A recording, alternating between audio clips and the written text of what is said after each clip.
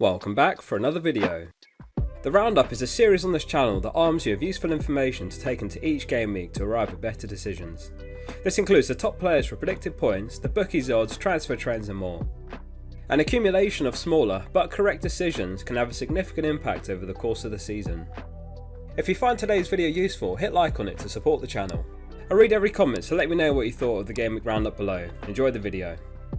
We'll start with the Goalscorer Odds, and the odds given are always based on the assumption that the player starts, and this is sometimes not the case.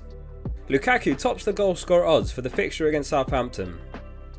He scored 3 times from his first 5 games, which has included the likes of Arsenal, Liverpool, Tottenham and Man City. The results turned from Gameweek 7 and Chelsea got the best run of games in the league, so it's a good game to get him in if you don't own him, and a good week to captain him. Southampton are bottom on the clean sheet odds and Chelsea will be expecting to walk away with 3 points. Ronaldo is second on the Goalscorer Odds. Stick around till the end of the video to see who everyone voted for in our Captaincy Poll between him and Lukaku. Ronaldo disappointed his owners last week after a blank against Villa, but he's still a great pick and is the most owned forward in the game.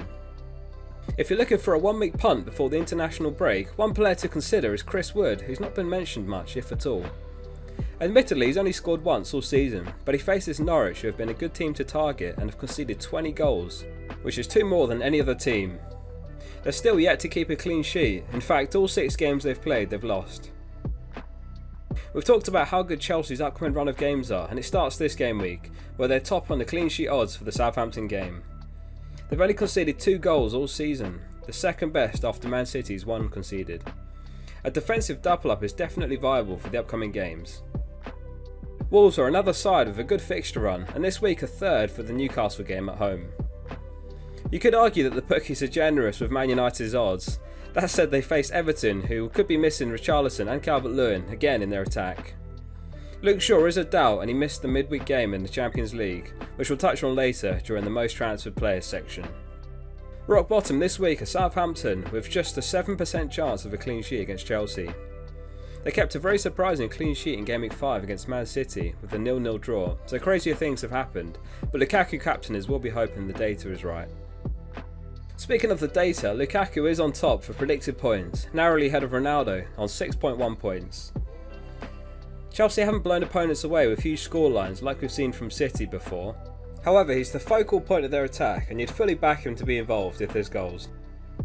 Man United had an opportunity to level the game against Villa last week with a late penalty, which Bruno Fernandes missed, so there's some genuine curiosity about whether Ronaldo takes the next one.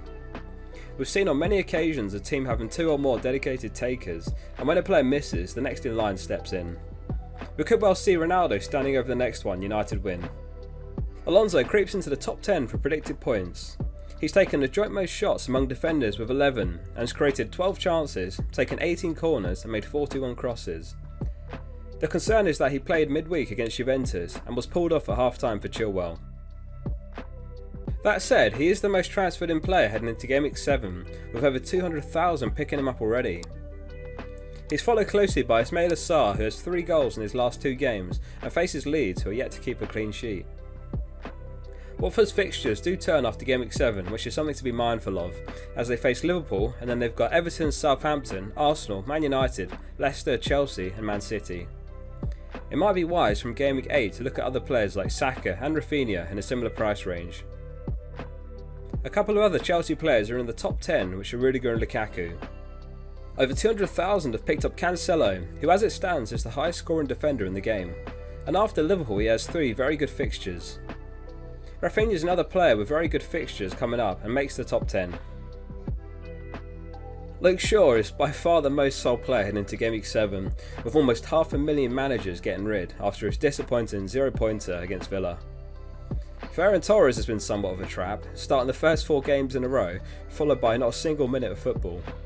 He's the second most sold, and in third is Bruno, who got a 0-pointer himself due to a penalty miss. It might be a game week too early to be selling Ronaldo based on the data we've looked at, and he did get the winner in the Champions League against Villarreal midweek. However, over 100,000 have shifted him on. Bamford is the 4th most sold player. However, if we get any news that he's fit and ready, then a discounted Bamford for their upcoming games looks very enticing, especially with a reduced ownership. Definitely one to have on the watch list, perhaps for after the break. Alexander-Arnold is reportedly out for 3 weeks with a groin injury, and is probably being replaced by those Chelsea defenders we saw in the top 10 transferred in. We'll finish the roundup as always with the Captaincy Poll results. Thanks to everyone who voted on the poll on our Discord. If you'd like to join, a link's in the description. The results are in and they are as follows. It's Lukaku who comes out on top with 54.5% of the vote. It's very likely it's the lowest percentage ownership we'll see for Lukaku for some time, and it'll skyrocket over the break if he does do well this weekend. Ronaldo is second with 30% of the vote. I ran a second poll on my channel asking whether you had Lukaku, Ronaldo, neither or both, and interestingly exactly 39% had Lukaku and 39% of Ronaldo. Only 15% had both and 6% had neither. Salah has a fairly good record against Guardiola's City, with 6 goals and 2 assists from 11 appearances. However, he gets just 2.9% of the vote. For now, thank you for watching this Gameweek's episode of the Roundup. If you found it useful, please hit like to support the channel and hit subscribe if you're new.